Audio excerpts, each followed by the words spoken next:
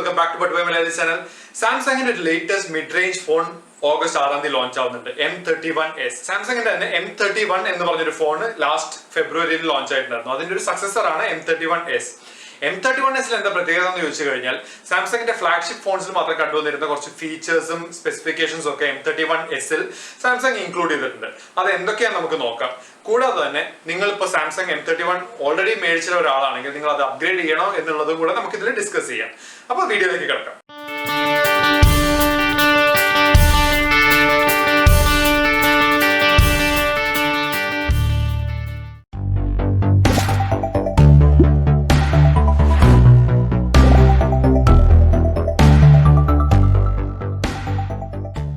Samsung M31s എന്ന് പറയുന്നത് രണ്ട് വേരിയന്റിൽ അവൈലബിൾ ആണ്. 6GB 128GB റാം പിന്നെ 8GB 128GB റാമും. 6GB 128GB റാമിന്റെ വില എന്ന് പറയുന്നത് 20,499 രൂപയാണ്. 8GB 128GB റാമിന്റെ വില 22,499 രൂപയാണ്. ഇനി നമ്മളിത് M31 കമ്പയർ ചെയ്യുകയാണെങ്കിൽ M31ന്റെ 8GB 128GB റാമിന്റെ വില അതായത് 20,499 രൂപയാണ്. M31sന്റെ 6GB 128GB റാമിനുള്ളത്. ഡിസ്പ്ലേ കുറിച്ച് പറയുകയാണെങ്കിൽ സാംസങ് M31s ഉപയോഗിച്ചിരിക്കുന്നത് 6.5 ഇഞ്ചിന്റെ full HD plus super AMOLED infinity O display ആണ്. ഇനി M31 ഉപയോഗിച്ചിരുന്നത് 6.4 ഇഞ്ചിന്റെ full HD plus super AMOLED water drop display ആണ്. ഇനി ഇത് തമ്മിലുള്ള വ്യത്യാസം എന്താണെന്ന് ചോദിച്ചു കഴിഞ്ഞാൽ ഇൻഫിനിറ്റി O ഡിസ്പ്ലേ കുറച്ചും കൂടെ better screen to body ratio കിട്ടുന്ന സാംസങ്ങിന്റെ പ്രീമിയം ഫോൺസിൽ മാത്രം ഉപയോഗിച്ചിരുന്ന ഒരു ടൈപ്പ് ഡിസ്പ്ലേ ആണ് ഇൻഫിനിറ്റി O ഡിസ്പ്ലേ.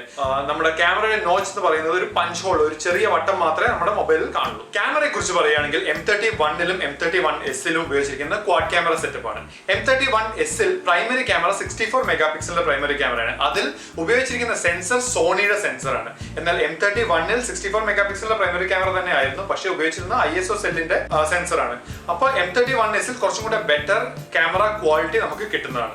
ഇനി രണ്ടിലും അൾട്രാ വൈഡ് ക്യാമറയുണ്ട്. സാംസങ് M31sൽ ഉപയോഗിച്ചിരിക്കുന്ന അൾട്രാ വൈഡ് ക്യാമറ എന്ന് പറയുന്നത് 12 മെഗാ പിക്സലിന്റെ ക്യാമറയാണ്. M31ൽ അത് 8 മെഗാ പിക്സലിന്റെ ക്യാമറയാണ്. രണ്ട് ഫോണിലും 5 മെഗാ പിക്സൽ ഒരു ഡെപ്ത് ക്യാമറയും ഉണ്ട്, 5 മെഗാ പിക്സൽ ഒരു മാക്രോ ക്യാമറയും ഉണ്ട്.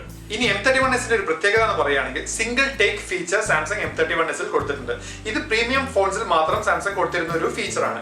സിംഗിൾ ടേക്ക് എന്താണെന്ന് പറയുകയാണെങ്കിൽ ഒരു സിംഗിൾ ടേക്ക് വീഡിയോ നിങ്ങൾ എടുക്കുകയാണെങ്കിൽ സാംസങ് അതിൽ നിന്നും നിങ്ങൾക്ക് പല ഫിൽറ്റർ ഇട്ടുള്ള ഫോട്ടോസ്, പിന്നെ ബൂമറാങ്, പിന്നെ ടൈം ലാപ്സ്, അങ്ങനെ പല 10 വെറൈറ്റിയിലുള്ള ഔട്ട്പുട്ട് തരും. അത് നിങ്ങൾക്ക് ഉടൻ തന്നെ സേവ് ചെയ്യാം അല്ലെങ്കിൽ ഷെയർ ചെയ്യാൻ കഴിയും. ഇനി വേറെ പ്രത്യേകത എന്താണെന്ന് പറഞ്ഞു കഴിഞ്ഞാൽ നിങ്ങൾ വീഡിയോ എടുത്തുകൊണ്ടിരിക്കുന്ന സമയത്ത് തന്നെ നിങ്ങൾക്ക് ബാക്ക് ക്യാമറയും ഫ്രണ്ട് ക്യാമറയും സ്വിച്ച് ചെയ്യാൻ കഴിയും.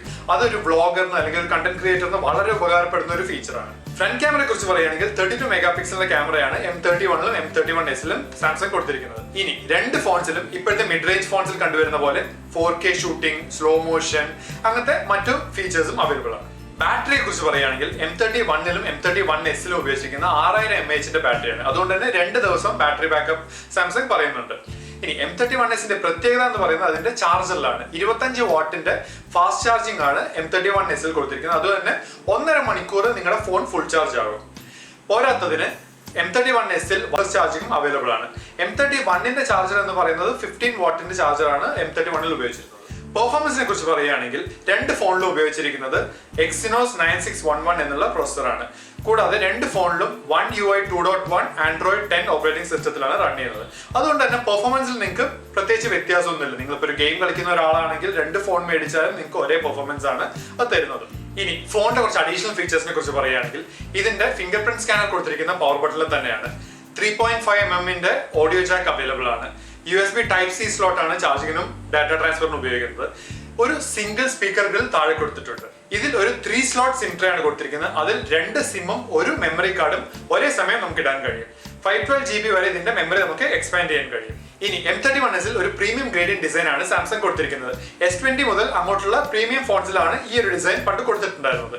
അതിൽ തന്നെ കോണിംഗ് ഗൊറില്ല ഗ്ലാസ് മെറ്റീരിയൽ ആണ് ഉപയോഗിച്ചിരിക്കുന്നത്. കോണിംഗ് ഗൊറില്ല ഗ്ലാസ് 3യുടെ പ്രൊട്ടക്ഷനോട് കൂടി. ഫോൺ രണ്ട് കളേഴ്സിൽ അവൈലബിൾ ആണ്, മിറാഷ് ബ്ലാക്കും മിറാഷ് ബ്ലൂവും. സോ പ്രീമിയം ഫ്ലാഗ്ഷിപ്പ് ഫോൺസിന്റെ ഫീച്ചേഴ്സും സ്പെസിഫിക്കേഷൻസും ഒക്കെ ഇൻക്ലൂഡ് ചെയ്ത ഒരു മിഡ് റേഞ്ച് ഫോൺ ആണ് നിങ്ങൾ നോക്കുന്നതെങ്കിൽ M31s നല്ലൊരു ചോയ്സ് തന്നെയാണ്. ഇനി നിങ്ങൾ M31 ഓൾറെഡി മേടിച്ച ഒരാളാണെങ്കിൽ M31sലേക്ക് അപ്ഗ്രേഡ് ചെയ്യാൻ ഞങ്ങൾ സജസ്റ്റ് ചെയ്യില്ല. കാരണം നേരത്തെ പറഞ്ഞ പോലെ പെർഫോമൻസും കാര്യങ്ങളും എല്ലാം ഓൾമോസ്റ്റ് സെയിം ആണ്. ബെറ്റർ ക്യാമറ, കുറച്ച് ഫ്ലാഗ്ഷിപ്പ് ഫീച്ചേഴ്സ് ആണ് നിങ്ങൾക്ക് അഡീഷണൽ ആയി കിട്ടുന്നത്. ഇനി നിങ്ങൾ പുതുതായി ഒരു ഫോൺ മേടിക്കാൻ പോകുന്ന ഒരാളാണെങ്കിൽ M31 ആണോ M31s ആണോ മേടിക്കേണ്ടതെന്ന് ചോദിച്ചു കഴിഞ്ഞാൽ ഡെഫിനറ്റ്ലി M31s തന്നെയാണ് ഞങ്ങളുടെ ചോയ്സ്. ഇനി നിങ്ങൾക്ക് ഈ ഫോണിനെ കുറിച്ച് കൂടുതൽ ഡിസ്കസ് ചെയ്യണമെന്നുണ്ടെങ്കിൽ പ്ലീസ് കമന്റ് ചെയ്യുക, നമുക്ക് അതിനെക്കുറിച്ച് ഫർദർ ഡിസ്കസ് ചെയ്യാവുന്നതാണ്. നിങ്ങൾക്ക് വീഡിയോ ഇഷ്ടപ്പെട്ടെന്ന് വിചാരിക്കുന്നു. ഇഷ്ടപ്പെട്ടെങ്കിൽ പ്ലീസ് ലൈക്ക് ചെയ്യുക, ഷെയർ ചെയ്യുക, സബ്സ്ക്രൈബ് ചെയ്യുക, ബെൽ ഐക്കൺ പ്രസ് ചെയ്യാൻ മറക്കാതിരിക്കുക. ബട്ട് വൈ മലയാളീസിന്റെ ബാക്കി വീഡിയോസ് എല്ലാം കാണുക. Thank you.